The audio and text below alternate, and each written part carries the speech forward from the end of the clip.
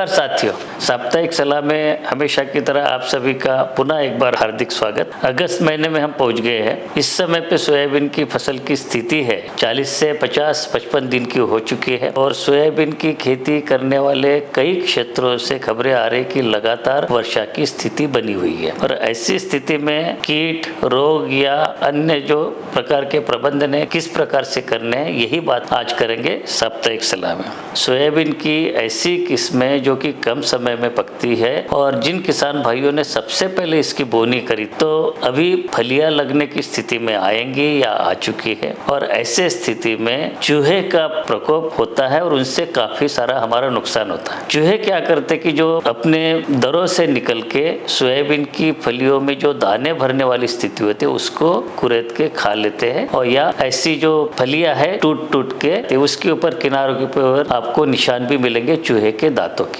तो सबसे पहले हमें इनसे नियंत्रण पाना है और इसके लिए जो रोडेंटिसाइड है, चूहे मार दवा है, आप इस समय पे डिटेल भी आप देख रहे हैं, फ्लोकोउमाफेन जो कि 15 से 20 बेड प्रति हेक्टर की दर से जहां जहां पे ऐसे होल मिलते हैं या छेद मिलते हैं उसके आसपास लगा दें। दूसरी बात करेंगे कि अभी भी जहाँ पे वर्षा की स्थिति बनी हुई है, जल जमाव या जल भराव की स्थिति नहीं होने दें, यानी कि आपको अपने खेत से अतिरिक्त वर्षा जल के निकास की व्यवस्था तुरंत करनी चाहिए, अन्यथा हमारी सोयाबीन की फसल प्रभावित हो सकती है। मध्य प्रदेश के इंदौर जिले के कुछ क्षेत्रों में खबर आई है कि जो स्लग्स है उसका प्रकोप देखा जा रहा है और वो सोयाबीन की फसल में पत्तियां है या उसके जो स्टेम है, तने का पार्ट है, उसको टूट टूट के काट काट के खाने के देखे जा रहे हैं। तो आपको सलाह यह है कि इसके लिए गुड़ के साथ में मेटल्डिहाइड 2.5% सूखे पेलेट का द्रावण बनाएं तथा जूट के बोरे को इस द्रावण में भिगोकर अपने खेत में रात को रखें और अगले दिन निरीक्षण करें और साथ ही साथ सुरक्षात्मक रूप से अपने खेत के चारों ओर चूने की एक प्रकार से लकीर बना के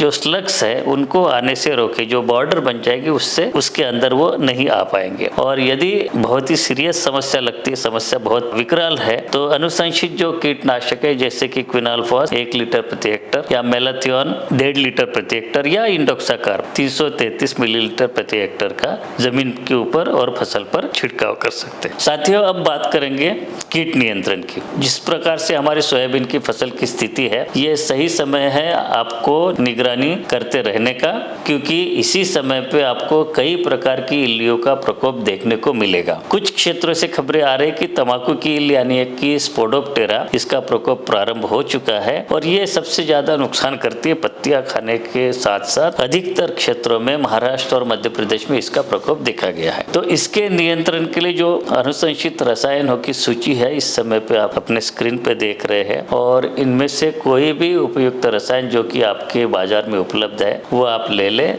और प्रति हेक्टर 450 लीटर पानी की मात्रा के साथ में इसका छिड़काव कर लें यदि आप नैपसेक स्प्रेयर का प्रयोग करते हैं। यदि आप पावर स्प्रेयर का प्रयोग करते हैं तो 125 से 150 लीटर प्रति हेक्टर पानी में जो अनुशंसित रसायनों की मात्रा मिलाकर आप छिड़काव कर सकते हैं। तंबाकू की इल्ली के बाद में हम बात करेंगे सेमी-लूपर इल्ली। तो सेमी-लूपर इल्ली जो कि हरी रहती है और वो ऐसे लूप बनाते हुए चलती है और ये कई सालों से हमारे फसल में नुकसान करती है और ये भी स्थिति हमारी जो फसल में देखने को मिल सकती है और इसके नियंत्रण भी जो इस समय पे स्क्रीन पे दवाइयों की सूची आप देख रहे हैं उसका छिड़काव करने के बाद में आप इसको नियंत्रित कर सकते हैं। साथियों, पिछले सप्ताह की तरह बात इसकी भी होंगी कि बिहार हेरी कैटरपिलर, जिसको कि कामला कीट कहते हैं, और इसको नियंत्रित करने के लिए कई प्रकार की दवाइयाँ, फ्लूबेंडियामाइड 2 प्रकार की आती है। एक आती है 150 मिलीलीटर प्रति हेक्टर, एक ग्रैनुलर जो आता है 250 से 300 ग्राम प्रति हेक्टर। उसके साथ साथ लैम्बडा साइहेलोथ्रिन भी अनुशंसित किया गया है या इंडोक्साकार्ब भी है। कोई भी इनमें से लेके आप बिहार हेरी कैटरपिलर के नियंत्रण के लिए उपयोग करके नियंत्रण कर सकते हैं।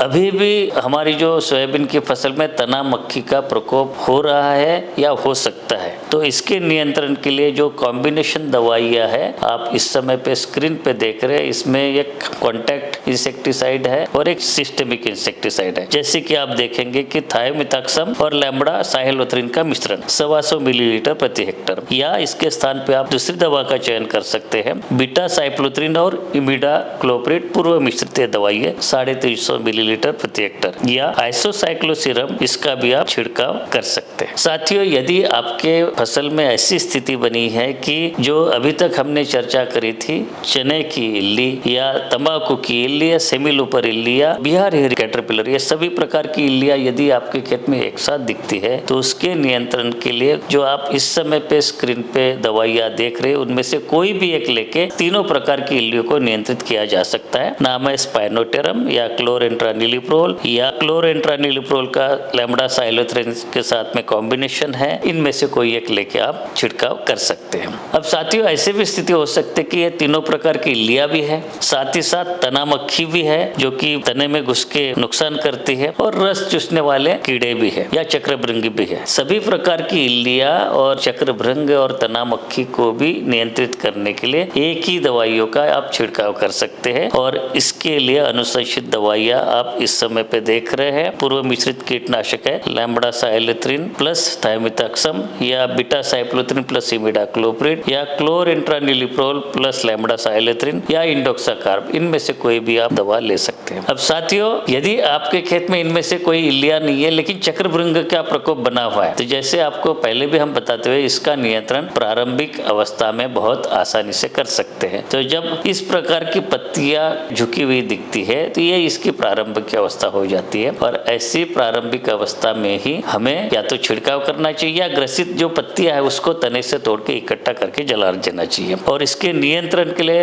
सबसे असरकारक दवाइयों की सूची इस समय पे आप देख रहे हैं। दवाइयों के नाम है थाइक्लोप्रिड 750 मिलीलीटर प्रति हेक्टर या टेट्रानिलिप्रोल 250 से 300 मिलीलीटर प्रति हेक्टर या क्लोरेंट्रानिलिप्रोल 150 मिलीलीटर प्रति हेक्टर या इमामेक्टिन बेंजोएट 450 मिलीलीटर प्रति हेक्टर या आप प्रोफेनाफॉस 1 लीटर प्रति हेक्टर का भी चयन कर सकते हैं छिड़काव करने के लिए। साथियों, अभी हमने बात की कीट नियंत्रण की, अब बात करेंगे रोग नियंत्रण की। लगातार वर्षा की स्थिति में कई प्रकार की बीमारियों का प्रकोप होने की संभावना हमेशा बनी रहती है। पिछले साल भी यही स्थिति हुई थी और कई प्रकार की बीमारियां आई थी, इसलिए इस साल आपको विशेष ध्यान देना है। सबसे पहले बात करेंगे, पहला रोग आप इस समय पे सिम्टम्स लक्षण देख रहे हैं, राइजोक्टोनिया एरियल ब्लाइट। ये बहुत भयंकर पिछले साल बीमारी लगी थी, और इसमें जो आप पत्तियां देख रहे हैं उसमें पानी से सड़ा हुआ जैसे स्ट्रक्चर ये बन जाता है शुरुआती अवस्था में, और उसके बाद में पूरा पौधा सड़ने लग जाता है। तो इसके नियंत्रण के लिए जो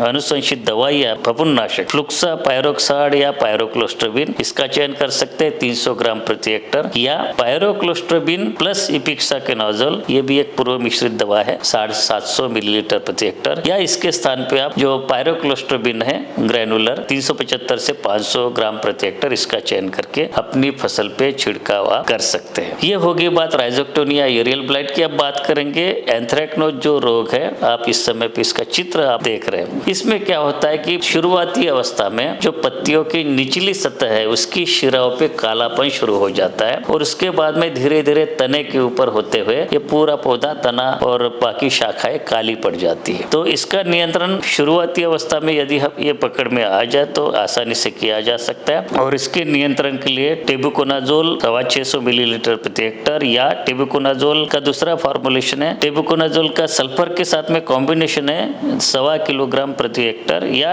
कार्बेंडिजम और मैंकेजोब का पूर्व मिश्रित फॉर्मुलेशन है 1.25 किलोग्राम प्रति हेक्टर। इनमें से कोई भी एक दवा लेके फफूंदनाशक लेके अपनी फसल पर छिड़काव कर सकते हैं, लेकिन ध्यान में रखें कि यदि शुरुआती अवस्था में आप छिड़काव करते तो इसको कंट्रोल हम कर सकते हैं। इस समय पे जो आप साथियों चित्र देख रहे हैं पीली मोजाइक वायरस का है। काफी लोग इसके बारे में जानते हैं, इसको नियंत्रित करने के तरीके भी आप जानते हैं, लेकिन फिर भी मैं आपको बता दूं कि इसके नियंत्रण के लिए आप अपने खेत में पीली चिपचिपी पट्टियां आप लगा सकते हैं। क्योंकि यह विषाणु जनित बीमारी है, वायरस वाली बीमारी है। वायरस एक जगह से दूसरे स्थान पे स्वयं होके चल के नहीं जाता, इसको किसी वाहक की जरूरत है, और यह वाहक का कार्य करते हैं सफेद मक्खी। इसको नियंत्रित करने के लिए हमें सफेद मच्छर को हमें मारना है, और उसको कंट्रोल करने के लिए जो दवाइयां है कॉम्बिनेशन दवाई है, जैसे कि थाइमिथाक्सम और लैम्ब्डासाइलोथ्रिन 125 मिलीलीटर प्रति हेक्टर या बीटासाइक्लोथ्रिन बाइफेंथ्रिन और इमिडाक्लोप्रिड, ये भी पूर्व मिश्रित दवाई है 350 मिलीलीटर प्रति हेक्टर, या एसिटेमेप्रिड प्लस बाइफेंथ्रिन 250 ग्राम प्रति हेक्टर, इनमें से कोई एक लेके आप छिड़काव कर सकते हैं। यदि आप ऐसा करते हैं तो जो सफेद मक्खी है उसका भी नियंत्रण होगा और पीली मोज़ेक की हम एक जगह पे रोक पाएंगे, साथ ही साथ जो तना मक्खी है उसका भी नियंत्रण हम संभव हो पाएंगे। साथियों, एक और रिपोर्ट आई है उज्जैन जिले से। उज्जैन जिले और धार जिले में कुछ क्षेत्रों से किसानों से जो हमें फोटोग्राफ्स प्राप्त हुए, कुछ वीडियोस मिले हैं, उसमें रोग देखा जा रहा है जिसको कि फाइटोप्थोरा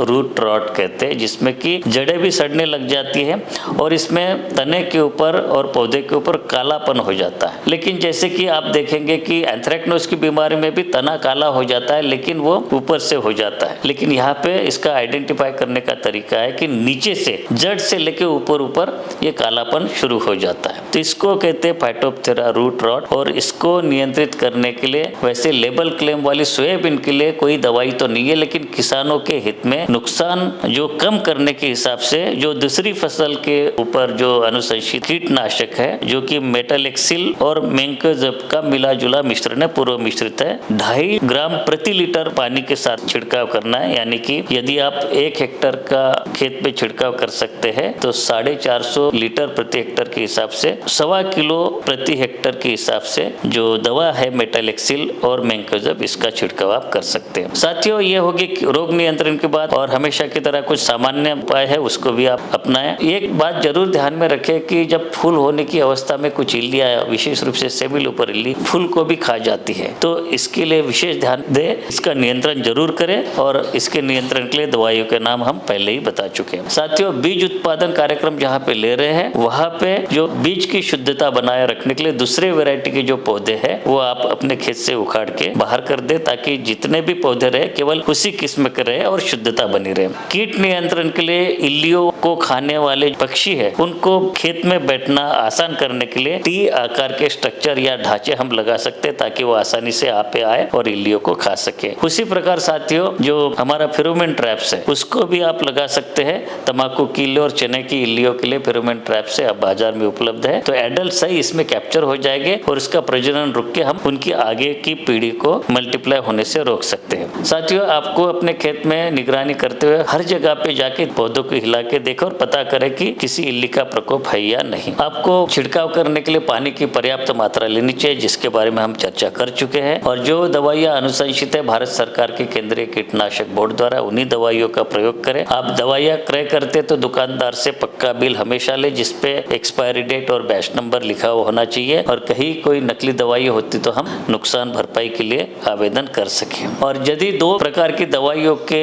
कंपेटेबिलिटी का या संयोजन का पूर्व अनुभव नहीं है तो ऐसी दवाइयों का संयोजन कभी नहीं करें, क्योंकि कभी कभी इसका उल्टा असर भी हो सकता है। साथियों, जैविक कीट नियंत्रण के लिए कई प्रकार की जो जैविक दवाइयाँ भी बाजार में उपलब्ध है, बैसिलस थुरिंजिएंसिस है या न्यूमोरिया रिलेई, इनमें से आप कोई कीट नियंत्रण के लिए अपने फसल पे छिड़काव कर सकते हैं। तो ये थी साथियों इस सप्ताह की साप्ताहिक सलाह। मिलेंगे अगली बार, तब तक के लिए आगे दीजिए, नमस्कार।